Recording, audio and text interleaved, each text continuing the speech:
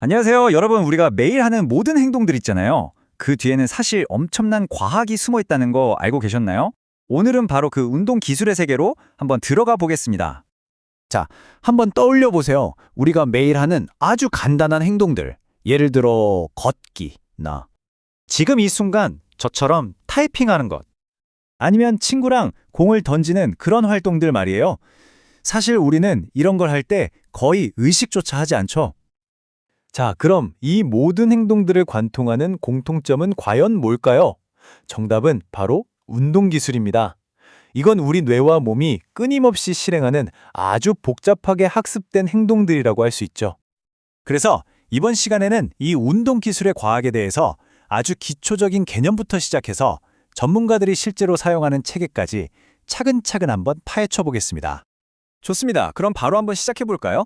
운동 기술이라는 게 정확히 뭐고, 이게 왜 우리 삶에서 이렇게나 중요한 건지 지금부터 알아보겠습니다. 자, 운동 기술은요, 그냥 아무 움직임이나 말하는 게 아니에요. 여기엔 몇 가지 조건이 붙습니다. 일단, 목표가 있어야 하고요. 그리고 자발적이어야 하죠. 당연히 신체 움직임이 필요하고요. 그리고 가장 중요한 것, 반드시 학습되거나 다시 배워야 하는 활동을 말합니다. 생각해보면 이 기술들은 정말 모든 곳에 있어요. 아이들이 걷고 글씨를 쓰고 노는 법을 배우는 것부터 시작해서 우리가 매일 요리하고 운전하는 모든 일상 활동들, 그리고 스포츠 선수들이 최고의 기량을 발휘하는 것도, 심지어는 부상 후에 물리치료를 통해 다시 움직임을 배우는 과정까지 전부 이 운동기술과 관련이 깊습니다. 자, 여기서 아주 중요한 개념 하나를 짚고 넘어가야 합니다. 전문가들이 꼭 구분해서 쓰는 건데요. 바로 기술과 움직임의 차이입니다. 이게 언뜻 보면 비슷해 보이지만 완전히 다른 개념이거든요. 쉽게 말해서 기술은 내가 뭘 하고 싶은가, 즉 목표에 가깝고요. 움직임은 그 목표를 이루기 위해 내가 몸을 어떻게 사용하는가, 즉 방법이라고 할 수 있습니다. 예를 들어 문까지 걸어가는 것이 기술이라면 그때 팔을 어떻게 흔들고 무릎을 얼마나 굽히는지는 움직임에 해당하는 거죠. 와, 이 비유가 정말 기가 막힌데요. 모든 프로골퍼는 공을 홀에 넣는다는 똑같은 목표를 가지고 있지만 스윙은 저마다 다르다. 그렇죠. 목표, 즉 기술은 같지만 그걸 해내는 움직임은 선수마다 제각각이라는 뜻입니다. 이제 확실히 구분이 되시죠? 자, 그럼 이 수많은 운동 기술들을 어떻게 좀 더 체계적으로 이해할 수 있을까요? 복잡한 행동들을 이해하기 위해 보통 세 가지 간단한 분류 체계를 사용합니다. 그 첫 번째 기준은 바로 근육의 크기입니다. 그러니까 어떤 동작을 할 때 주로 큰 근육을 쓰는지 아니면 작은 근육을 쓰는지에 따라 나누는 거죠. 그래서 걷기나 점프처럼 큰 근육을 쓰는 건 대근육 운동 기술이라고 부르고요. 글씨를 쓰거나 바느질하는 것처럼 정교한 움직임을 위해 작은 근육을 쓰는 건 소근육 운동 기술이라고 합니다. 하나는 힘과 큰 움직임, 다른 하나는 정밀함과 제어력. 느낌이 확 오시죠? 자, 두 번째 기준은 움직임의 연속성입니다. 이건 어떤 행동의 명확한 시작과 끝이 있느냐 없느냐를 보는 거예요. 예를 들어서 전등 스위치를 딱 켜는 행동, 이건 시작과 끝이 아주 명확하죠? 이런 걸 불연속적 기술이라고 합니다.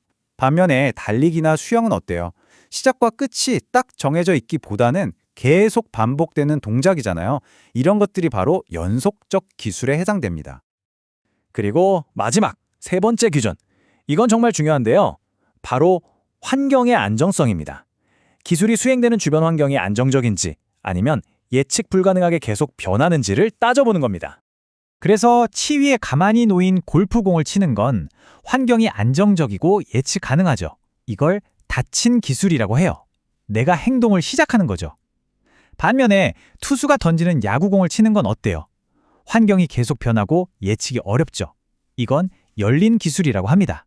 외부 상황에 반응해야 하는 거죠. 자, 이렇게 세 가지 기준을 살펴봤는데요. 물론 각각 유용하지만 사실 이것만으로는 기술이 얼마나 복잡한지 한눈에 파악하기는 좀 어렵습니다. 그래서 전문가들은 이 개념들을 하나로 합쳐서 훨씬 더 정교하고 강력한 시스템을 만들었습니다. 바로 젠타일의 2차원적 분류 체계라는 건데요. 젠타일의 시스템이 왜 강력하냐면 두 가지 차원을 동시에 보기 때문입니다. 하나는 환경적 맥락, 즉 환경이 고정되어 있는지 움직이는지. 다른 하나는 활동 기능, 즉 내 몸이 가만히 있는지 움직이는지. 그리고 물건을 다루고 있는지 아닌지를 보는 거죠. 자, 이 표를 보면 정말 놀랍습니다. 이게 바로 그 기술 지도인데요. 총 16개의 칸으로 모든 기술의 난이도를 체계적으로 정리해 놓은 거예요. 가장 왼쪽 위 1의 1을 보세요. 빈 방에 가만히 서 있기. 가장 단순하죠?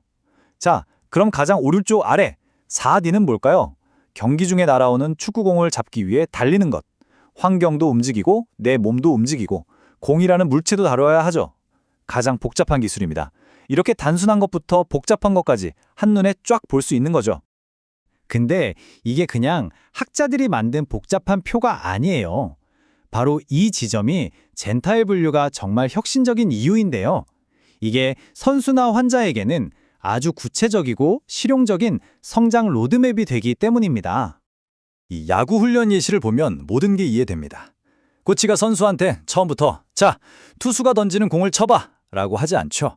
먼저 가장 단순한 단계, 다친 기술인 티에 놓인 공치기부터 시작합니다. 그 다음은 티의 높이를 바꿔서 약간의 변화를 주고요. 그 다음엔 일정한 속도로 공을 던져주는 피칭 머신으로 훈련하고 마지막에 가서야 실제 투수가 던지는 공, 즉 복잡한 열린 기술에 도전하는 겁니다. 어때요? 이렇게 체계적으로 접근하면 좌절감은 줄이고 성공 확률은 극대화할 수 있겠죠?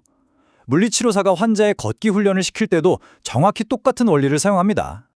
결국 핵심은 이겁니다. 여러분이 지금 배우고 싶은 기술이 있다면 그게 기타 연주든 세원 스포츠든 이 기술 지도를 한번 활용해 보세요. 나만의 학습 경로를 직접 설계해 볼 수 있다는 거죠. 막막하게만 느껴졌던 복잡한 기술도 가장 단순한 1A 단계에서 시작해서 차근차근 4D를 향해 나아가는 겁니다. 자, 여러분의 다음 도전 과제는 이 지도 위에 어디서부터 시작해야 할까요? 한번 생각해 보시는 건 어떨까요?